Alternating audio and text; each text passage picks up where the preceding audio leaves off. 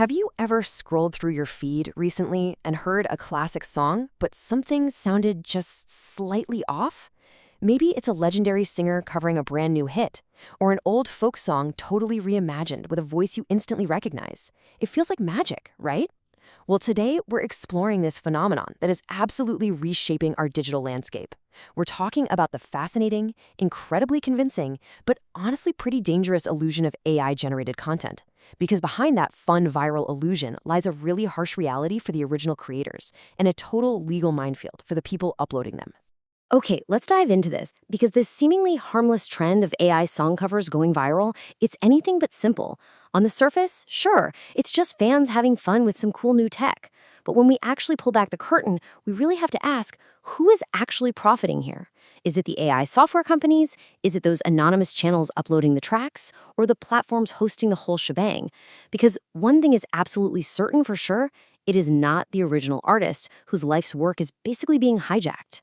So here is our roadmap for today's explainer. We're going to unpack the viral AI song controversy, hear the artists speak out, examine Nepal's legal penalties, look at how to avoid infringement, and then we'll wrap up with a rapid-fire roundup of the latest global tech updates. Let's get into it. Section 1. Viral AI song controversy. It is literally so easy today to just take an original piece of music, feed it into an AI tool, and generate a viral sensation in a matter of minutes. Classics like Pat Bajao from the 2000s hit film Magalan, alongside iconic tracks like Kashmiri Pachuri, Resham Firi, and Wadi Jamuna, Bari Jamuna, are seeing this massive resurgence online right now, racking up incredible views. But here's the catch, and it's a big one. The voices you're hearing in these new viral versions, they are entirely cloned. They do not feature the real voices of singers like Prem Raja Mahat or Komal Oli, nor are they the original arrangements. Anonymous YouTube channels like this one called Nama are uploading these AI-generated versions without a single shred of involvement or permission from the original singers or composers. It is basically a complete digital hijacking of these cultural touchstones.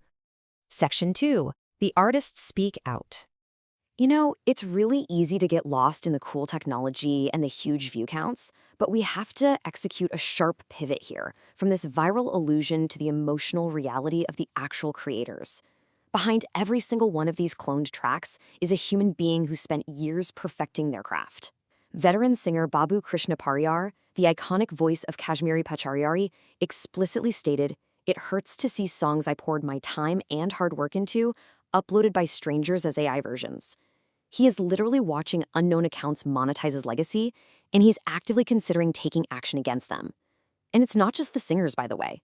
Suresh Alikari, the renowned composer behind the Mughal film soundtrack, confirmed that absolutely no consent was given for the AI version of Papa Jao Dai either. These are lifelong artistic achievements being reproduced by a computer algorithm, completely stripping the original creators of their agency and their rightful recognition. Section 3. Nepal's legal copyright penalties. Now, if the moral argument isn't enough to deter people, the legal reality certainly should be. According to Nepal's copyright registrar Savita Karki, these unauthorized AI reproductions are highly illegal. And this brilliantly illustrates exactly what's at stake. Under Nepal's Copyright Act, these unauthorized AI clones are a major offense.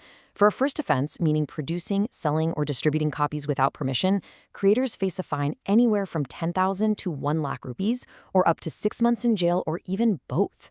And for repeat offenders, the penalty doubles. You're looking at up to 2 lakh rupees in fines or a full year in prison, or both. This isn't some gray area in the eyes of the law. It is straight up intellectual property theft, with severe financial and legal consequences waiting for anyone trying to ride this AI viral wave. Section 4. Avoiding AI copyright infringement. So the crucial point is, what do we actually do with this information? If you're a creator who wants to experiment with these new AI music tools, how do you stay out of legal trouble? Well, there is absolutely no clever legal loophole here. It's actually really simple.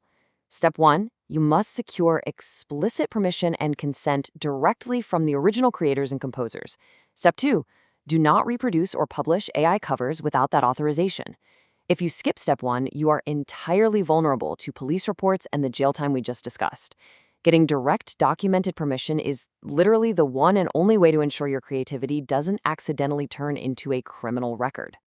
All right, Section 5, latest global tech updates. Now we're going to do a rapid-fire tech roundup to cover some of the most crucial updates from the digital world this week, both locally and globally. First up, a fascinating look at how political divides manifest digitally. And to be totally clear, we are not taking any sides here, just explaining the digital reality of the situation based on the source material. The official split in the Nepali Congress Party has seriously fractured their online presence. Right now, the Duba faction controls the party's official website and the verified Facebook page. In fact, the names of Gagan Thapa and Bishwa Prakash Sharma have been removed from the website entirely. Meanwhile, the Thapa and Sharma faction maintains control over the party's official X, formerly Twitter, account. Interestingly enough, their Instagram account has just been completely inactive for weeks, showing zero updates from either side.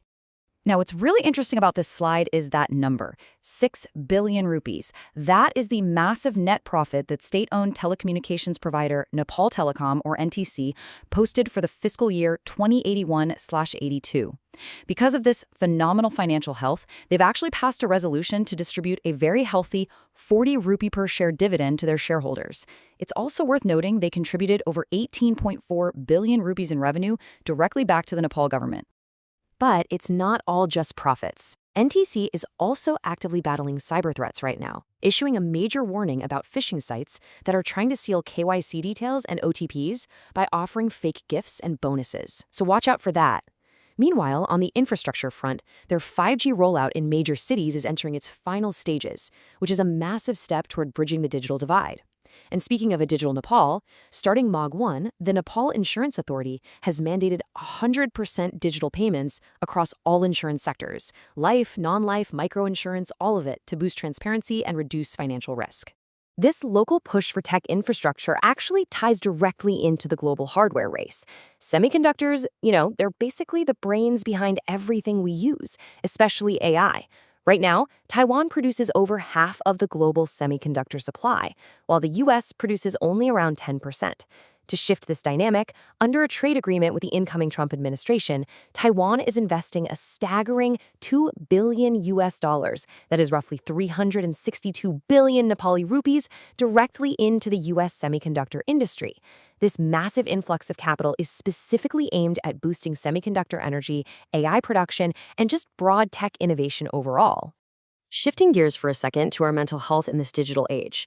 A massive new 3-year study by Manchester University tracked 25,000 teenagers, aged 11 to 16. And their findings? They completely challenge conventional wisdom. They found that the sheer amount of time spent on social media apps like Instagram and Snapchat or playing video games does not actually increase anxiety or depression symptoms in teenagers. Literally zero negative impact from screen time alone. Instead, the researchers emphasize that mental health issues stem directly from exposure to cyberbullying, online pressure, and specific harmful content. So it's not how long they're online, it's what they are experiencing online. This study comes out right as UK government ministers are actively considering banning social media entirely for those under 16. So it's going to be a huge talking point.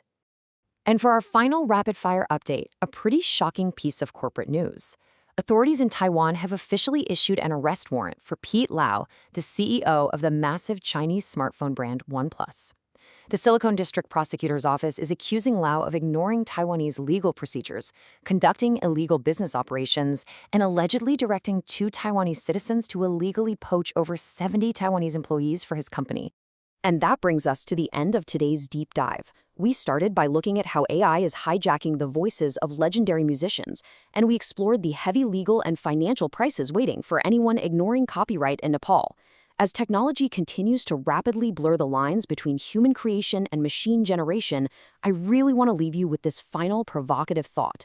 If an AI clones your voice tomorrow, your unique sound, your personal inflections, your entire identity, who truly owns the rights to that digital version of you? Is it the software company, the person who pressed generate, or is it still yours?